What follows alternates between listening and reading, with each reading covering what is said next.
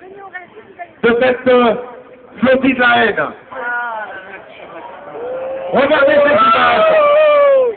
Elles ont été parfois vues, mais pas comprises, ou bien elles ont été souvent vues, mais surtout avec une volonté de les nier. Regardez.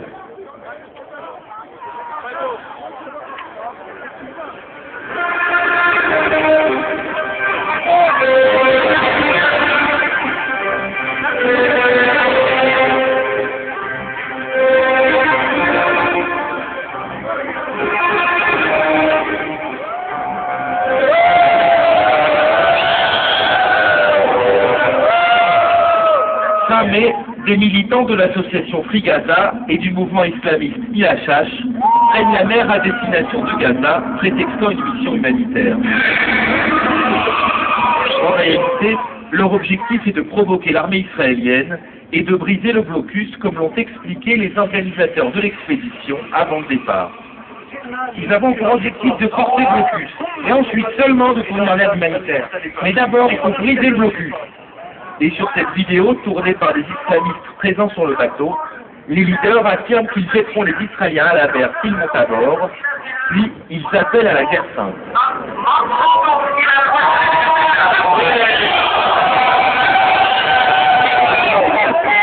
La marine israélienne demande aux militants pro-palestiniens de gagner pacifiquement le port d'Ashdod, d'où l'aide humanitaire sera acheminée vers Gaza. Voici leur réponse. Yeah, shut the fuck up. Okay, go on. Don't forget guys. 10 humanitaires ont été tués lors de l'interception de la flotte.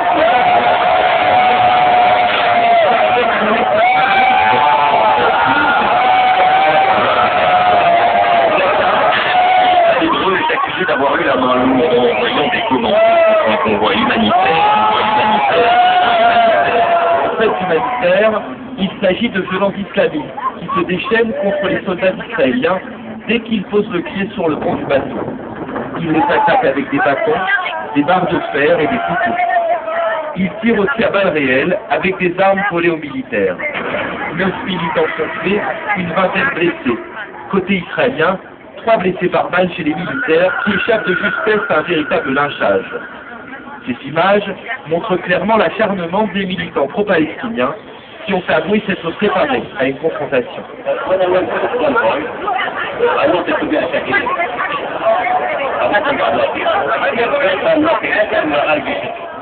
Après les dizaines d'armes blanches trouvées sur le bateau, le monde occidental continue de parler de riposte disproportionnée et d'agression israélienne. L'un des navires nous a trouvé toute une palette de conserves de maïs géant vert. C'est pas mal ça. C'était là redoutable. Et madame Expert peut assumer n'importe quelle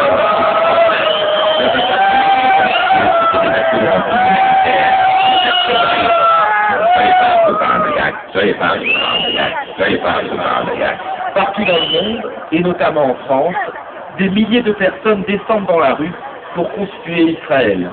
Les accusations portées contre l'État juif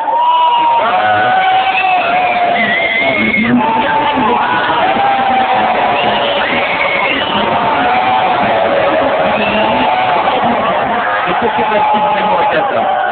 Israël et l'Égypte imposent un blocus partiel depuis l'arrivée des islamistes du Hamas au pouvoir en 2007. Il a pour but d'empêcher l'importation d'armes et de matériel servant à la fabrication des roquettes tirées contre Israël.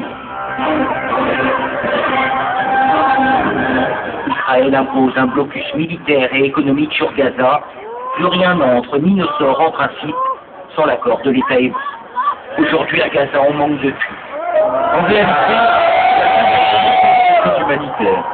Une centaine de camions entrent chaque jour dans la bande de Gaza en provenance d'Israël.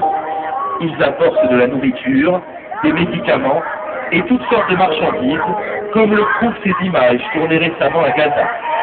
Même l'Égypte et l'autorité palestinienne ont souhaité le 9 juin dernier que le blocus partiel soit maintenu afin de ne pas renforcer les islamistes du Hamas.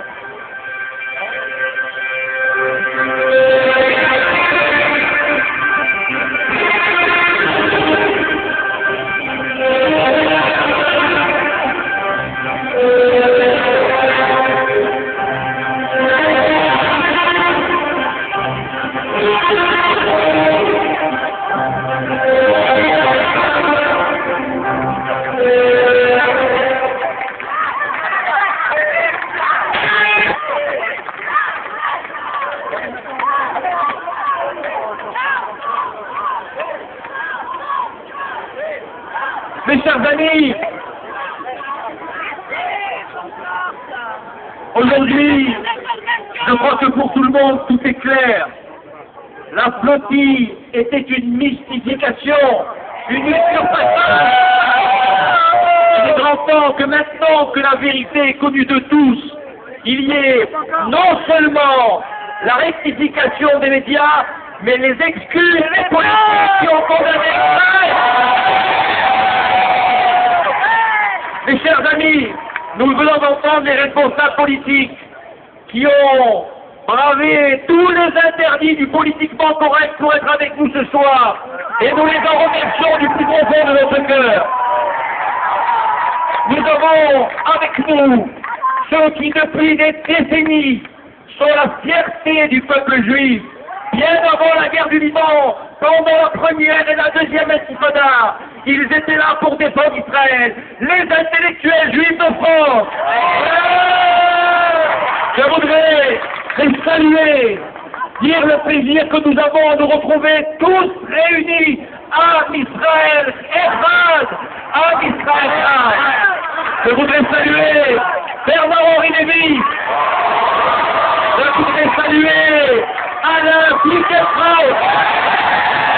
Je voudrais saluer Marek Alter. Je voudrais saluer le très grand Claude Lanzmann. Et je voudrais dire le plaisir que nous avons d'avoir avec nous, comme à chaque fois de cette scène, notre grand ami, l'ambassadeur de l'UNESCO, Enrico Macias. Mes amis, il y a également d'autres artistes, d'autres intellectuels qui sont avec nous. Notamment, j'ai croisé tout à l'heure, entre autres, Elie Chouraki. Il est avec nous sur le plateau. Je voudrais que nous réservions, parce qu'il est déjà avec nous sur la scène, une ovation toute particulière pour notre ami, son Excellence, Danichek, l'ambassadeur d'Israël. Nous sommes ici pour demander la libération de Gilad Shalit, et je suis persuadé que l'écho de notre voix traversera les frontières de plomb de la bande de Gaza pour arriver jusqu'à Gilad Shalit. Nous sommes là pour dire que le boycott, ça suffit! Ça suffit! Et dans quelques jours, mes amis, je serai avec nos co-religionnaires et nos concitoyens toulousains devant le cinéma Utopia.